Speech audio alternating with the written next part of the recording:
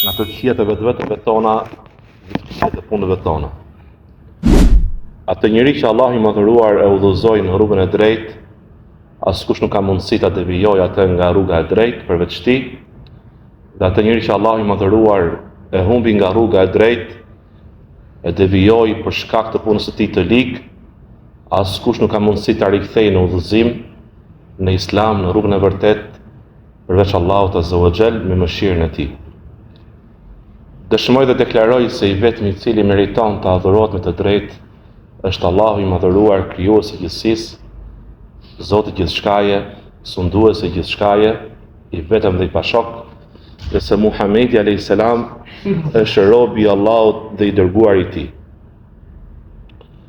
E lusë Allahun e madhëruar të na bëjë prej atyre që dia që marrin i bëjnë dobi, dhe Allahu na ruaj nga zemrat që nuk friksohen nga Allahu Azza wa Jall.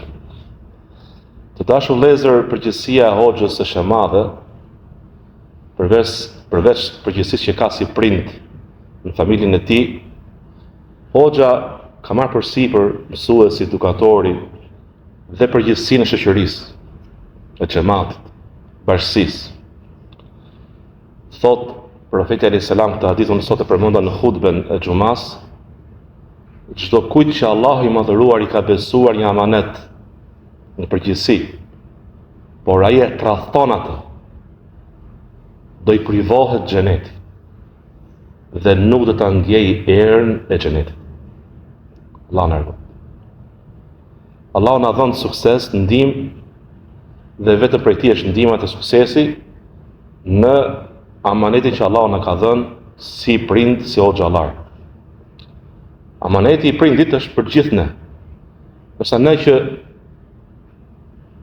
ndoqim rrugën e dijes,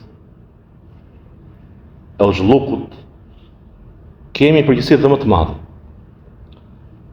Kemi përgjegjësinë me të qenë gjithmonë në rrugën e drejtë, në vetë, duke qenë shembulli më i mirë dhe duke folur gjithmonë të drejtë, e bazuar në Kur'an dhe Sunet. Siç e ka kuptuar të parët tanë të mirë. Dhe kjo është kusht shumë i rëndësishëm. Të dashur vëllezër, jemi në një kohë, pra unë kam zgjedhur diçka që është, pra që lidhet me aktualitetin ton, me shqetësimet tona, me shqetësimet tona. Jemi në një kohë ose ditë që ka shumë nevojë besimtari për maturi, të jetë i matur. Mos ndjeki emocionet, po të ndjeki argumentet, të ndjeki logjikën e shëndosh, të jetë i urtë, të ndjeki urtësinë. Muslimanin nuk njihet si njeri i cili ndjek emocionet. Emocionet që mundin argumentin dhe refuzojnë kur i vjen. Përkundrazi muslimani, kur i vjen argumenti, emocionin e largon. Kur ndroi jetë profeti alayhis salam, u trondit i tërë qyteti, tërë besimtar. Umar i tha, kush thot ka ndruar jetë profeti alayhis salam, e preva. Ja o qako. U friksun sahabët, u friksun muslimanët. Ebu Bekri e ka prej dorë. Jo me. Dhe përmendi argumentin, i cili është mbi emocionin. Të gjithë ne bijem në pret të emocioneve tona, jemi dobët. Prandaj njeriu që jepet maturia, jepet durimi, i është dhënë gjëja më e madhe. Dhe përmendi ajetin kuranor që për Umerin ju duk sikur zbriti në atë moment. O ma Muhammedun illa rasul, qad khalat min qablihi ar-rusul. Muhamedi alayhis salam, o ju besimtar, është vetë i dërguar i Allahut, i dërguar. Kanë kaluar para të dërguar plot. E plotësoi mesazhin dhe çdo i dërguar pra Allahu e bën që të zgjedhë, do jetosh më apo jo. Dhe zgjodhi të shkojë tek Zoti i lartë, tek Allahu Azza wa Jall. Nuk ka gjë më të bukur kur njeriu gjithmonë është i përgatitur nga ana emocionale që thet tek Zoti. Dhe ai është kënaq, është paqe. Prandaj e dini fjalën e njohur, nëse vjen mbrëmja, mos e prit mëngjesit. Nëse vjen mëngjesi, e arrit mëngjesin, mos e prit mbrëmjen. Besimtari është në paqe me vetë dhe është i kënaqur. Nëse Zoti e ka caktuar sot për ti, unë e pranoj sakrimin e Allahut azza wa xal, por lutim Allahun e madhëruar na marrë shpirtin në gjendje më të mirë. Ebu Bekri arriti të sjellë në mend argumentin, të argument të shpallje, të ajet kuranor, që ishte qetësi për zemrat. Ishte gjendje shumë e vështirë. Nuk ishte e lehtë. Dhe i dërguari Muhamedi sallam është dhe se i dërguar ka kaluar para atij të dërguar, dhe nëse ai vdes ose vritet, a do e lini ju fen tuaj? Raqetësi. Raqetësia. Sprova u zbut. Dhe sot unë kam përzgjedhur për ju të flasim në lidhje me cila është rruga profetike në lidhje me ndryshimin e të keqes, e përmirësimit, ose të qenurit faktor ne. Shikojmë sot në rrjetet sociale që muslimanët bien ndesh, goditën me njëri tjetrin, me fjalë. Jo të shkojmë atje, të dalim atje, jo s'bon kjo është bidat, kjo është sunet, jo ti ke frikë, ti që ke me ramën, ti që ke me atën, ti po s'dole atje, ti klasifikohesh për këtë ti grupi, gjëra të pa ishme nga ana e besimit dhe moralit. Dhe kjo thellon përçarjen. Thellon përçarjen. Sepse po qenë për atyre që na tërheq emocioni për herë, dhe përplasim. Se nuk është problem të jemi të ndryshëm mendim. Pra, sahabët kanë rënë kundërshtim. Një tjetër. Çështja është se si ne administrojmë kur ne bijem në kundërshtim, kur kemi mendime ndryshme. Duke qenë çështja, pra duke administruar çështjen në mënyrë më të mirë. Duke ruajtur vllazërinë, duke ruajtur bashkimin, duke mos të kaluar kufit e moralit, dhe duke ruajtur unitetin tonë. Dhe duke menduar mirë. Të dashur vëllezër, shumica jonë në lidhje me ndryshimin e të keqes, në lidhje me përmirësimin e gjendjes, në lidhje me qenë faktor në shoqëri, kapen shumë fort në faktorët e jashtëm, me shkaqet e jashtëm, me politikën, pra jo politikën islame, politikën që bëjnë ata, formën e tyre, rrugën e tyre, me pushtetin, ekonominë, në mënyrë institucioneve të ndryshme, të cilat janë të rëndësishme, ka vëmendjen e tyre, por se ata ngatarojnë radhën, por nuk janë parsorë ata. Dhe harrojnë thelbin dhe atë që është më rëndësishme. Ndryshimi i vërtet fillon nga zemra, nga individ. Dhe njëherë, ndryshimi i vërtet fillon nga zemra. Thot profeti sallallahu alajhi wasallam, ndodhet në trupin e njeriu një cop mishi. Hadithi sakt, i qartë, i kuptueshëm, pra e kuptohet lehtë. Nëse kjo cop mishi rregullohen tërë gjymtyrët e njeriu. Dhe kjo shoqëri përbëhet nga individët. Nëse rregullohet individi, nëse rregullohet familja, rregullohet dhe shoqëria.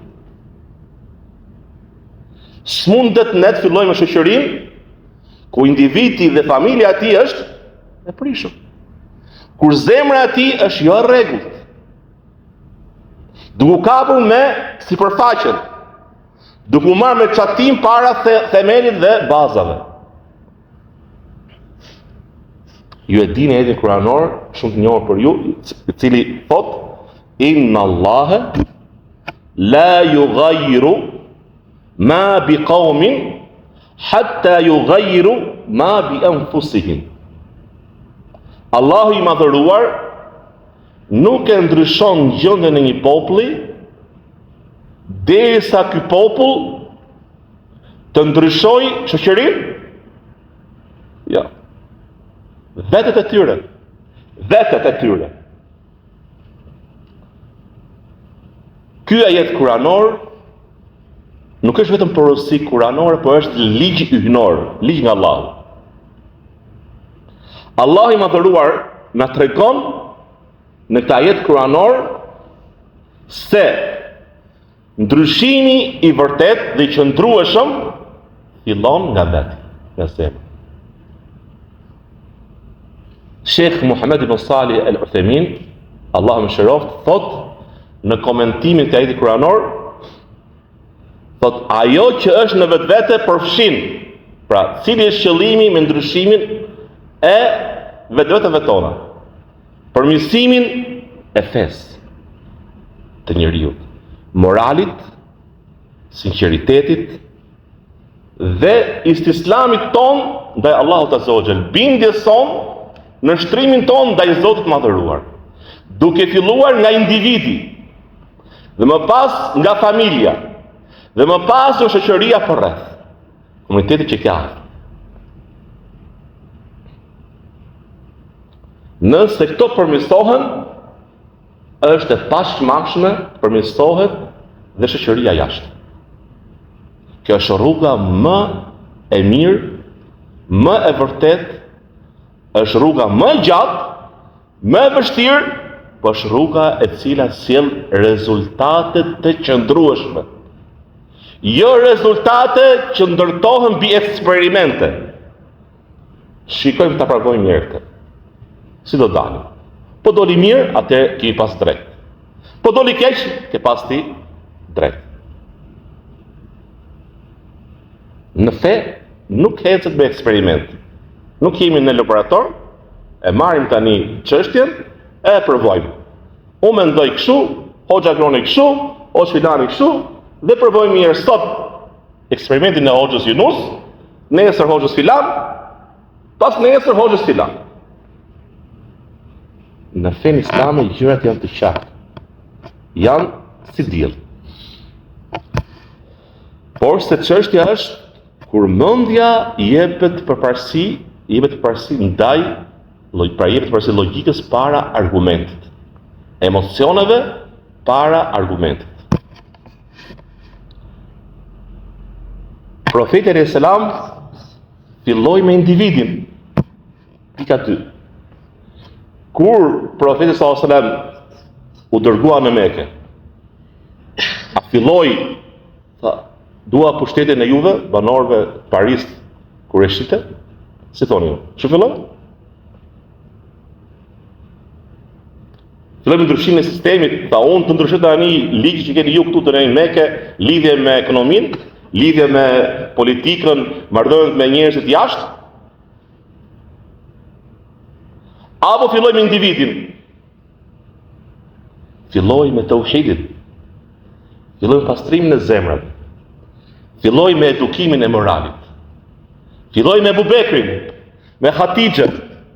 Filloj me Aliun, radhiyallahu anhu. Filloj me individët, me shokët e tij, me komshitë e tij, me shërbëtorin e tij, me atë që kishte adoptuar. Me ata filloj. Po çfarë tha? Këtë vit e kemi, i vit deri. Pastaj do fillojmë të dalim, të kërkojmë pushtetin. 13 vite ç'a bër? Në të linj. Edukimin e zemrës. Dhe më pas ç'a bëri? Emigroi. Subhanallah, emigroi. La Qabe. Dhe shkoi në Medinë. Do flasim për kushtin e mundësisë. Për kriterin e mundësisë. Më vonë inshallah, në fund të ligjëratës, që muslimani është urdhëruar të bëjë atë që ka mundësi. Kush shikon për jush në të keqe, ta ndryshoj me dorë. Nëse çfarë? Pse ka ardhur kush? Më ka ardhur. Ja më shërues, di. Nga i urti. Nëse keni mundësi, Atë çfarë nëse keni mundësi, çfarë do bëhet? E ka. Me gjuhë. Nëse s'keni mundësi prap, nuk ka thënë çdo lloj forme, ju tani veproni, do të bëni çdo gjë, sakrifitoni gjithë dynjan, gjithë shoqërinë, në emër ndryshimit. Jo. Nëse keni mundësi, nëse kjo nuk çon në keqje më të madhe, nëse realizimi i kësaj të mira është i vërtetë, nuk humb të mira të tjera më mëdha. Nëse unë i hyj kësaj ndryshimit, nëse ke mundësi përballesh me të sprovë, sepse muslimani është i logjikshëm. E përballoj të sprovën për i hyrë kësaj rruge, apo e le në rrugë edhe veten dhe shokët. Ka shumë rëndësi që ne duhet të njihemi jo vetëm me të mira dhe me të keqe. Midis dy të mirave, cila është më e madhja nga të mirat, dhe midis dy të këqijave, cila është e keqja më e madhe. Pra fokusi ishte tek individi. Në kohën që ishte profesor në Mekë, 13 vite. Ishte ndërtimi i individit, ndërtimi i njerëzit. Kena mëson se nuk ndërtohet në shoqëri e mirë pa ndërtuar më parë njeriu e mirë. Rregull. Pika 3. Familja është kështjella e parë e shoqërisë. Allahu Azza wa Jall, qu anfusakum wa ahlikum nara. Ruani vetë juaja dhe familjet tuaja nga zjarri i xhehenemit, o të cilët keni besuar. Ruani vetë juaja dhe familjet tuaja. Rënditja është shumë domethënëse. Nuk ka thënë qu anfusakum wal muslimin wa ikhwanukum wa ahlikum. Vetën, pastaj familjen, dhe më pas zjerohet muslimani. Kjo nuk të thotë që unë jam në fazën e familjes dhe nëse s'ka mundë të ndryshoj një të keqe në shoqëri. Jo, unë nuk e ndryshoj sepse kam familjen. Jo, zë thotë të. Por se ti ruan rënditje. Nëse familjet prishen, nëse shtëpitë tona prishen, nuk më ndërtohet shoqëri e shëndosh, e qëndrueshme. Sot në shikojmë realitetin tonë, shumë prej muslimanëve komentojnë për çdo çfarë ndodh. Për çdo zhvillim publik që ne shikojmë në rrjetet sociale. Kështu është i mesazh. Kështu është. Kështu duhet bërë. Por e di ai çfarë ndjek i biri i tij në rrjetet sociale? Çfarë se përdor djali ose vajza ose familja celularit, çfarë ndjek dhe çfarë ai shikon? Më kështë shoqërohet djali i tij, më kështë shoqërohet vajza e tij, a është ai në kontroll të familjes tij? A është ai kujdestar i denj për familjen e tij, të shqetësohet, të përkupohet, dhe të di çfarë kërkohet prej meje si i pari i shtëpisë, si prind, si bab, si bashort? Dhe unë sot kishta si temë për hutbe, pikërisht të temën e familja, fëmijët, midis ekranit dhe xhamis. Mos mendoni se është çështje shumë e lehtë, çështja e përdorimit të ekranit, qoftë televizorit, kompjuterave ose celularit. Varësia ndaj ndjekjes së rrjetet sociale, TikTok, Instagram, Facebook, etj. Kjo varësi është bërë shumë e madhe, shumë e fortë. Sa sot edukimi i rinisë bëhet në këto rrjete. Prindrit dhe shkolla kanë dalë out, jashtë. Sot është shoqëria në rrugë, në kafene, në pube, në disko, ose shoqëria virtuale, ose çfarë ndjekin ata që janë influencë, pra ata që influencojnë në rrjetet sociale, ata që ndikojnë në rrjetet sociale, VIP-at, të njohurit. Vajza sot e ka modelin gati. Një vajzë sot shoqërinë tonë, dhe djali. e ka nojzën, e ka filanin, edhe vajza e ka filankë. Kurse roli babait dhe nënës shumë i dobët. Ky person tani që shumë i dobët në rolin e tij si prind, si bashkëshort, ka mundësi të japi komente për çdo çështje. I rregullon gjithë çështjet e umetit, shoqërisë pra islame në Shqipëri. Dhe kjo është kontradiktore, është shumë e papranueshme. Nëse personi s'di çfarë bëhet ke shtëpia e tij, por se i ndjek gjithë lajmet. Hyn çdo lloj komenti, çdo lloj debati virtual, çdo gjë e ndjek. Lajmet, pastaj çfarë bën? Çka ka është thashë them e çon ke tjerë. E merr i thashë them e përçon ke tjerë. Pastaj komenton. Ti me keje, pastaj klasifikon, pastaj bojkoton, pastaj armiqson. E kështu nga ta rrobë. Edhe vetën e shkatëron, sepse s'ka breqet kë imani atij personit i cili përçan, urren, armiqson, bojkoton pa drejt. Ofendon. Pra është një paradoks kur personi merret me atë që është larg dhe lë atë që është afër dhe ka mundësi. Merret me atë që është larg dhe s'ka mundësi, ndryshoj, dhe lë atë që është afër ti dhe ka mundësi të ndryshoj.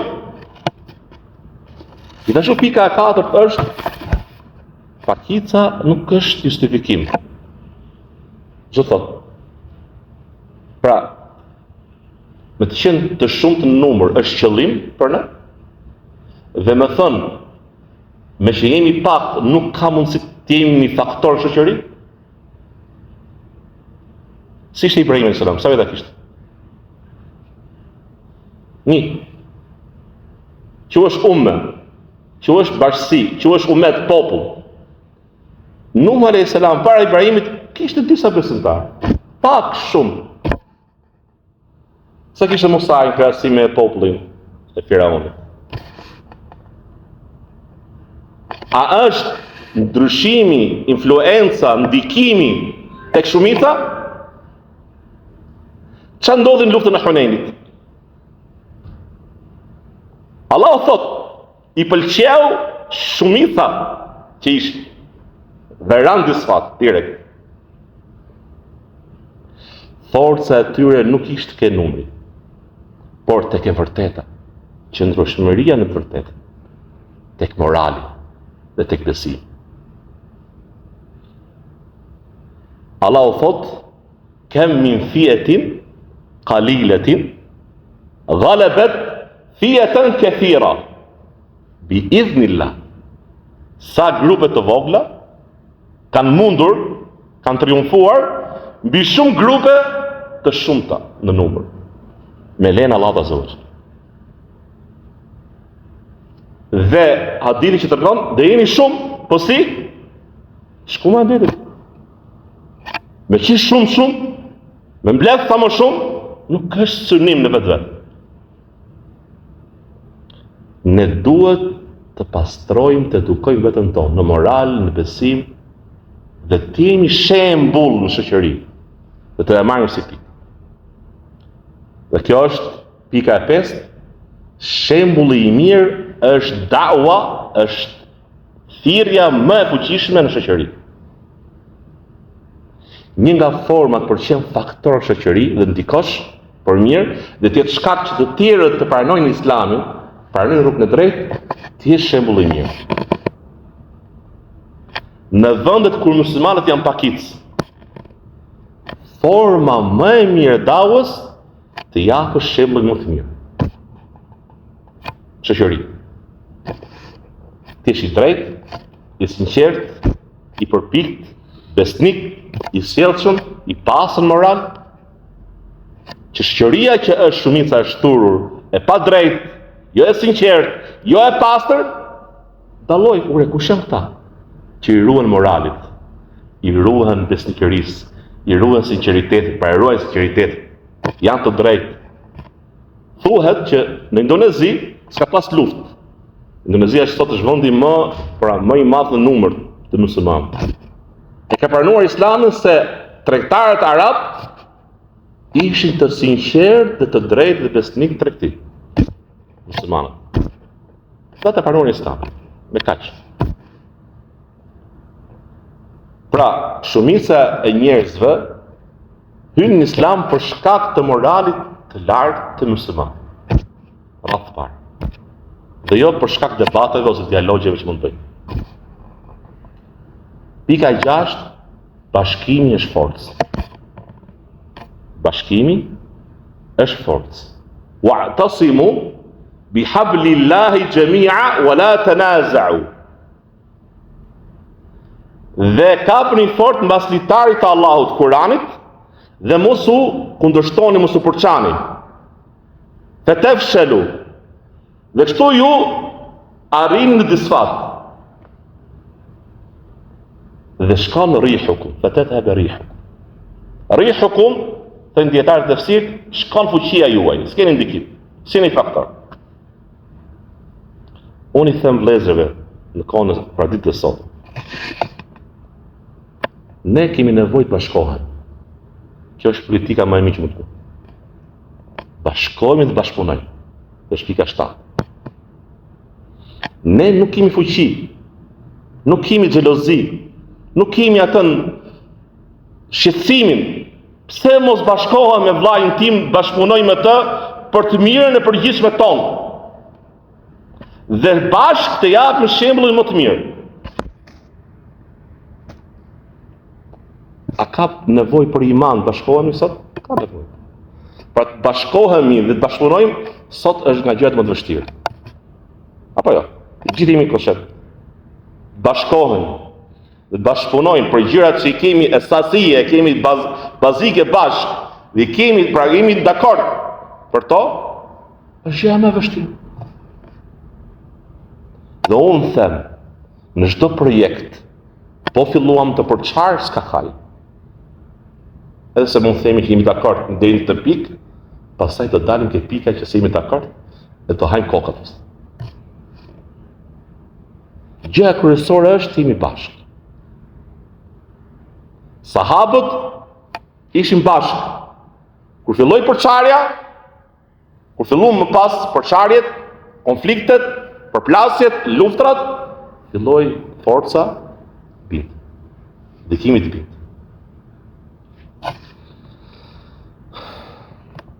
Bashkëpunimi nuk është luks, është i domosdoshëm. Allahu thotë në Kur'anin famlar, "Wa ta'awanu 'ala al-birri wat-taqwa", dhe bashkëpunoni në çfarë? Në mirësi dhe devotshmëri. Bashkëpunojmë ne si individ për ndihmuar njëri tjetrin në mirësi dhe devotshmëri, të mbështesim njëri tjetrin në ato gjërat që ne kemi nevojë,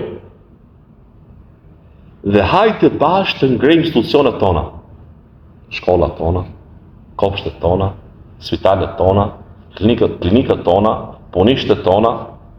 Kjo është politika e vërtetë.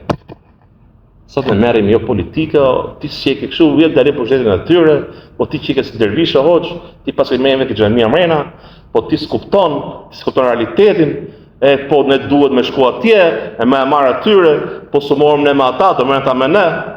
Fjalë kot. Dhe aty ku është për të punuar me të vërtetë, për të kontribuar me të vërtetë, ja. Me atë, po s'pugje me atë. Ai është mendje madh. Po unë s'bëjmë atë, ai është natëshor. Po unë s'bëjmë atë, po ai është munafik. Ai është bitaçi. Ai është kafir. Ta fjalë që thonë, ti më realist. Hajde tani, dal moment tani, hajde do rrezojmë. Ç'të të rrezosh? Ti je rrezuar vetë si individ, si shoqëri. Je rrezuar nga brenda. Nëse ne duam me të vërtetë jemi të sinqertë në ndryshimin, le të fillojmë nga vetja, nga shoqëria jonë, nga bashkia, nga xhamia. A ka mundësi të japim, dëshmojmë ne, duke filluar nga xhamia jonë se si bashkëpunojmë dhe si bëjmë politikë të hajrit, për që është shembull qytet, për ndryshuar qytetin, për që është shkak që ta njerëz që janë për kafene, të humbur, devijuar, që mohojnë Zotin, që s'do din për fen as për ezan as për gjë, të vinë xhami të falen. Ndëmi shkak këta njerëz vejnë ballin sejdë, apo se kemi shqetësim të. Pika 8, mos bëmi konsumues fitneve. Gjë thot. Ne sot, pra kjo kryetar, Facebooku, Instagrami, ku diun tjerë, TikToku, është dhe që ndjekim lajmet, ndjekim komentet, fashathemet, dhe personi, pa të keq, qa në gjon, qa shikon, pa u siguruar, merë tu qanë ati. Dhe komenton pa fund. Se po s'komentove nuk je faktor. Nuk e ndjen vetën se ti vlen. Kështu e ka gjetur mënyrë më të mirë individi sot, që të thotë unë vlej, duke komentuar dhe duke marrë thashëtheme duke çuar nga këtu atje. Personi muslimani nuk duhet të jetë konsumuar si fitneve të razirave për kontribuoj tek përçarja, por se duhet të jetë ndërtues i së mirës dhe unitet. Pika 9, çfarë duhet bëjmë praktikisht? Çdo besimtar mund të pyesë veten e tij. A jam shembull namaz? Në çdo gjë që lidhet me namaz. A jam un shembull namaz? A lexoj Kur'anin në shtëpi, në xhami? A kujdese për kërkimin e dijes unë familja ime, dijes fetare? A i edukoj fëmijët e mi me iman, me Kur'an, me namaz? A ndihmoj xhamin time, ndihmoj bashkësinë që është në xhamin time, xhamin si objekt dhe xhamin në kuptimin e bashkësisë? A e ruaj unitetin? Apo kontribuoj ke përçarje? A përhap pajtim apo përçarje ke muslimanët? A jam i dobishëm për komunitetin? Nëse ne këto pyetje ja kthejmë vetes dhe përmirësohemi duke qenë shembulli më i mirë, atëherë u mendoj se të jesh faktor ndryshimi për mirë. Nëse secili për nesh përmirëson këtë rreth të vogël që Allahu ja ka besuar, efekti shtrihet gradualisht në familje, në lagje dhe shoqëri. Është rregull. Nëse ne fillojmë atë që kemi mundësi, atë që kemi afër, do vi ndryshimi inshallah gradualisht, ndoshta efekti është i avazht, po është i qëndrueshëm. Nëse du më rëmuja, du më kaos, du më bëjmë bërtasin, du të thimë fituam me fjalë, atëherë ka do bëjmë, po s'bëjmë asgjë. Dhe na kthehet në kundërt në tonë. Përfundimisht, besimtari është përgjegjës për atë që ka mundësi, ka në dorë, por ne do japim llogari për atë që Allahu na ka ngarkuar për përgjegjësisë që kemi mundësi ta bëjmë. Dhe të fillojmë fillimisht nga vetët tonë, nga familjet tonë. Prandaj është shumë e rëndësishme të kuptojmë që fillo me atë që ke afër dhe ke mundësi. Kushti i teklifit, e dim, është një rregull në usul fik, që menatul hukm e teklif është el-quwa. Pra, la yukellifu Allahu nafsan illa wus'aha. Allahu nuk e kërkon tjetrin, pra nefsin e njeriut, dhe se pra ai sa ka mundësi. Kini frikë Allahun, sa keni mundësi. Dhe hadithi që përmenda në fillim, nëse shikon një të keqe, çfarë? Ndryshoje me dorën tënde. Nëse s'ke mundësi, atëherë me çfarë? Me gojën tënde hadithi deri në fund. Kjo është e parë. E dyta, a më lejohet mua të ndryshoj të keqen, dhe kjo është e fundit inshallah, me një mjet dhe një shkak që është haram? Jo. Nuk ka ligjësuar Zoti i lartë të ndryshoj të keqen ose të bëj një të mirë nëpërmjet një rrugë që është ndaluar. Është shprehje që përmendet qëllimi justifikon mjetin. Jo. Qëllimi i mirë nuk e justifikon mjetin e keq, mjetin e pisët, mashtrimin, tradhtim. Kur a ishte profeti sallallahu alajhi wasallam që në Mekë u torturua, u përndoq, u luftua, shpifën, ç'a bëri? I hangri mashkine? I tradhtoi mbes, i hangri mbes? Gënjeu për ata? Pra nëse ai do gënjente për diçka, do fitonte. Pra vëmendjen e njerëzve ose ton popullit vet ose të tjerë. Nuk harrihet diçka e mirë duke ndjekur një rrugë të gabuar. Nuk je i ngarkuar nga Zoti i lartë ta harrish diçka që është e mirë nëpërmjet një rruge të gabuar dhe jo të ligjësuar. Inna Allahe tajib, Allahu është i mirë, nuk pranon për nesh vetë të mirë. Është kusht, siç është kusht, se nosh të mirën dhe ndryshon të keqen, është kusht dhe mjeti.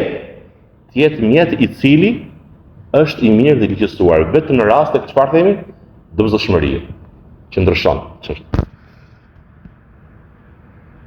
Shpresoj të isha i qartë në këshillat e mia që u bash sot. Kanë përgatitur për mua rastëpar dhe ka shumë rëndësi pak sepse jetojmë ditë të cilat ka turbullira për besimtarët, që për ta të keq kur çdo kush flet, çdo kush jep mendim, çdo kush jep gjykime, çdo kush jep opinion, komenton, dhe këto komentime, opinione, gjykime shkaktojnë përçarje, kjo është shumë e rrezikshme. Trazohen zemra, nuk vjen qetësi në zemër, imani dobësohet, ëmbëlsia e adhurimeve shkon, vetëm rutina vjen në xhami ikën, dhe më sa dal nga xhamia merresh me fjalë, merresh me thashëtheme, dhe nuk ka një bashkëpunim për mirë, nuk ka një vizion për mirë, për ndryshimin të keqes, dhe të jemi gjithmonë pozitiv, dobish, të ruajmë bazat e kësaj feje, të ruajmë bazat ose qëllimet e kësaj feje, që për tyre është dhe uniteti jonë. Nëse s'di bashkëpunosh, ose të bashkohesh e kështë duhet, paktë mos përçar. Mos përçar. Nëse do të veprosh, vepro hajër. Nëse do të flasësh, prap flit hajër. Ose, mbyllet keqen. Mbyllet. Kush beson Allahun, dhe dhe në gjykimit, o të flasë mirë, o të hesht. E lusë Allah në madhëruar të në bëj për atyre që marrin dobi nga këshillat. Allah më falë mu dhe juve gjithashtu. Elhamdulillah, wassalatu, wassalamu ala Rasulullah.